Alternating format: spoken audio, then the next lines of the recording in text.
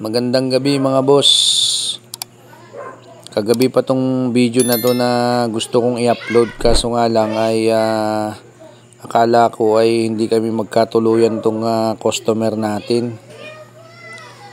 Eto, hindi nga ako nag-helmet, kitang kita yung buhok ko. Nakatutok si paring Michael sa video sa kalsada. May tumawag sa amin si Bro Archie. Shout out pala kay Bro Archie. Salamat pala dito sa binigay mong customer at nagkasundo kami. Sobrang bait naman nitong mag-asawa. Shout out din dito sa may-ari ng Toyota Rush kasi wala akong masabi dito. Sobrang bait nila. Kaya ito, wala nang paligoy-ligoy pa. I-check upin natin dahil sabi niya, tumawag sa akin at nakausap po ng Ponto. Ay naputol daw yung cable. Kita nyo naman na pinupus ko yung clutch sa kamay ko lang. Medyo matigas naman, nagpapunction naman siya, pero naka-under tong makina nito.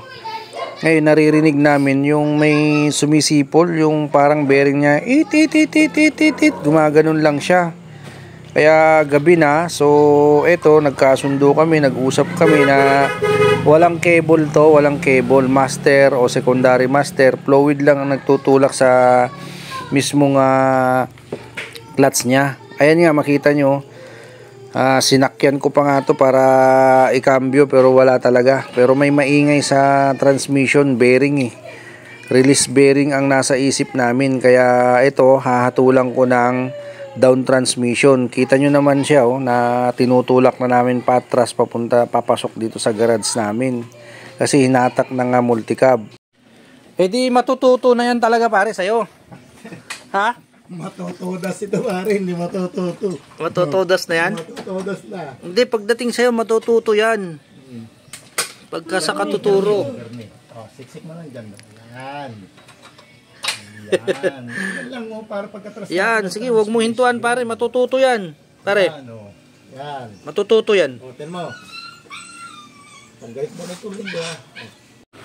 Yun.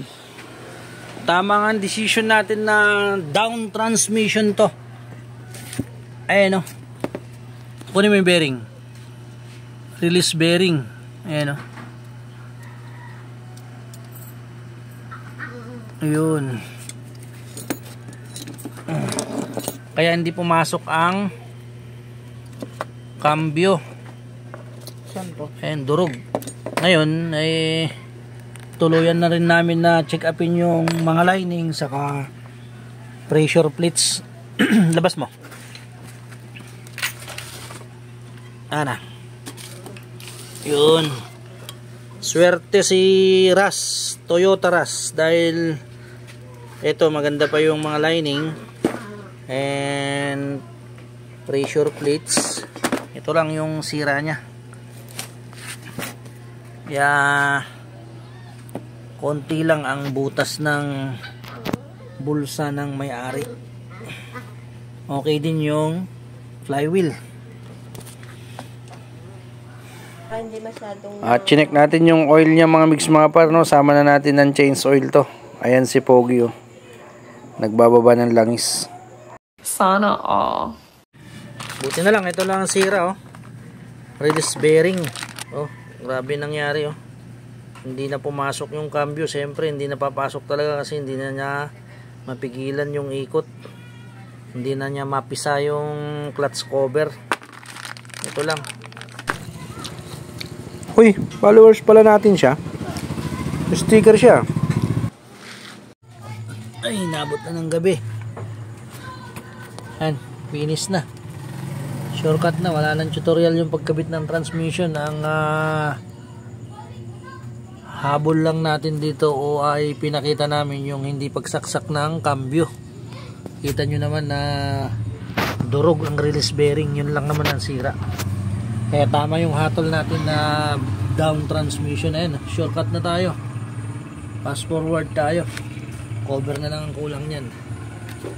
Time check tayo, mag alas 10 na ng gabi.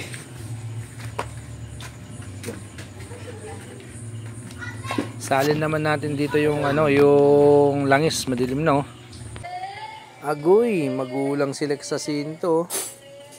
Saka na nagpakita sa video pagka isasali na yung langis, oh. Sinama na natin ang change oil dito. Lahat na, check natin yung mga alternator niya. Chinek na natin yung mga brake pad niya, lahat na. Pini-MS na din natin para matuwa naman si customer. Ayan, okay pa naman si si alternator, working naman siya, kumakarga naman siya. Kaya mamaya-maya papakawala na natin 'to. Ayan, nakasakay na yung may-ari niyan. Siya na mismo magpapa-atras abante, pero pina-atras abante ko na kanina yan. Makikita nyo at mapapansin nyo mga mix mga par, no? Yung gulong niyan. Abante, atras yan. Ayun, no? Kaya papakawalan na natin to. Kaya babay na ras. Ayan na, wala na. Malis na siya. Okay na siya. Hindi yung katulad kagabi na tinulak. Ay hinatak pala ng multicab tapos tinulak patras. Baka magtanong kayo mga boss kung bakit na nasira yung release bearing. Ay medyo malayo-layo na rin ang tinakbo. Ayan, mapapansin nyo, 80,000 plus na ang kilometro ang kanyang tinakbo, kaya talagang sumuko na rin si release bearing. Thank you for watching. Bye bye.